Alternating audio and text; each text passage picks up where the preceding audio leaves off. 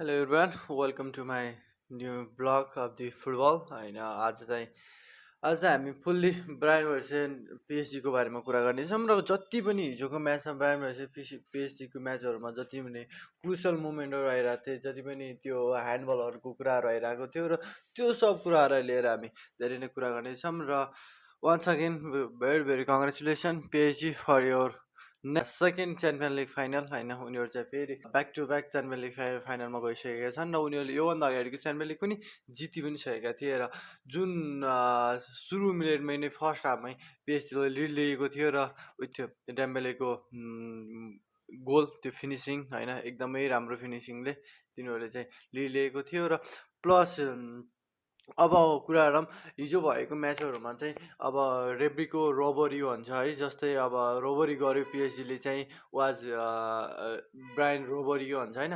किन भन्दा उनीहरूलाई चाहिँ के कुरा अब फिफाहरूको रुलहरूको यसो हेर्ने हो भने अथवा फिफाले जारी गरेको त्यो एक्ट्सहरूमा हेर्ने हो भने के लेखेको छ भन्दाखेरि इफ टिममेटहरूको चाहिँ हानेको बल आफ्नै टिममेटलाई लाग्छ र त्यस्तो मोमेन्टमा चाहिँ जहाँ भए तापनि त्यसो ह्यान्डबल हुँदैन, अथवा के भनिन्छ भन्दा तपाईँले तपाईँको टिममेटलाई हानिरहनु भएको बल आफ्नै टिममेटमा गएर लाग्छ र उसको ह्यान्डमा लाग्छ भने त्यस्तो अवस्थामा त्यो बललाई चाहिँ ह्यान्डबल मान्न सकिँदैन। प्लस त्यो त्यही कुरालाई लिएर सबैले चाहिँ एकदम रुबर नै भयो र म्याचहरूमा पनि एकदम ब्रायनको फ्यानहरूले बोतलहरू फाल्ने यताउति चाहिँ गरिरहेको थियो र धेरै नै जस पिएसजीलाई चाहिँ तिमीहरूले यस्तो यस्तो गर्यो टाइपको दिइरहेको थियो। सो सबै कुरालाई हेर्ने हो भने र तिनीहरूको म्याचहरूलाई पनि हेर्ने हो भने फुल्ली कन्ट्रोल नै थियो है।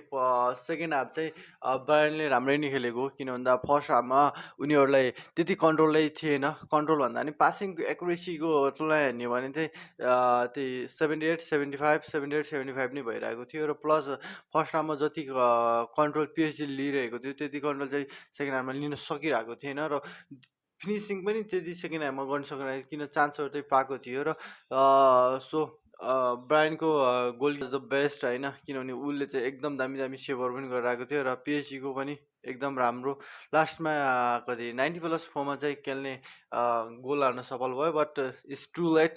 सो उनीहरूले चाहिँ एग्रिगेट मिलाएर हेर्दा चाहिँ 5-6 गोलले पिएचजीले जितिसकेको थियो। किन भन्दा योभन्दा अगाडि पिएचजीको होममा जाँदा चाहिँ ब्रायनले ओन्ली 4-5 गराएको थियो भन्दा अहिले आफ्नो होममा चाहिँ ड्र खेल्यो। सो यो सब म्याचहरूलाई हेर्ने हो भने चाहिँ पिएसजी वाज भेरी डेन्जरस होइन, उसले हमलिङ नै गरिसकेको ब्रायनलाई कि त्यति शक्तिशाली अथवा जति पनि टिमहरू थियो नि त बुन्देसलिगामा द टप होइन, उनीहरूले चाहिँ बुन्देसलिगालाई कहाँ छोडिदिइरहेको। पहिले म्याचहरू कति मेबी 2-3-4 म्याच पहिला नै उनीहरूले बुन्देसलिगा सेलिब्रेट गरिसकेको होइन officially. So they are top team but they can be beat PSG होइन, उनीहरूले चाहिँ पिएसजीलाई बिट गर्न सकेन।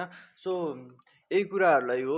अनि प्लस चाहिँ अब नेक्स्ट अब आर्सेनल पनि फाइनल गइसकेको छ र पिएसजी पनि आफ्नो फाइनल द्वन्दी आर्सेनललाई गराएको छ भनेर त्यो आर्सेनल चाहिँ अब 20 इयर्स पछि चाहिँ फेरि च्याम्पियन लिग जित्ने उस दाउमा छ। बट अनफर्चुनेटली उनीहरूले चाहिँ 20 इयर पहिला पनि जितेको चाहिँ थिएन, बार्सासँग 2-1ले हारेको थियो र सो अब हेरौँ पिएसजी पनि ब्याक टु ब्याक जित्छ कि they can be beat Arsenal or not होइन। अब त्यही नै हो, म्याचहरू हिजो कडा नै भयो र प्लस सबैको कुराहरू हेर्ने भन्दा पिएचजीमा हाकिमी थिएन, बट बेटिनिया बबाल नै खेलिरहेको थियो। उनीहरूले एकदम कन्ट्रोल, दुवै टिम अट्याकिङमा एकदम उनी थियो, सबलाई पेलिरहेको थियो र डिफेन्सिभ त्यति कडा गरिरहेको थिएन, सबले अट्याकिङ त बबाल दिइरहेको थियो। सो त्यही म्याचहरू एकदम राम्रो थियो र अब हेर्ने हो भने चाहिँ अब सबले भन्छ है अब एम्बापे छैन, so they can back to back in UCL final होइन।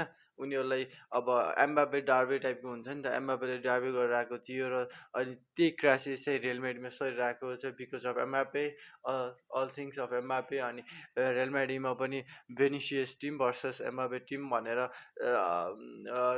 मेनी रिभर्सहरू पनि आइरहेको छ होइन।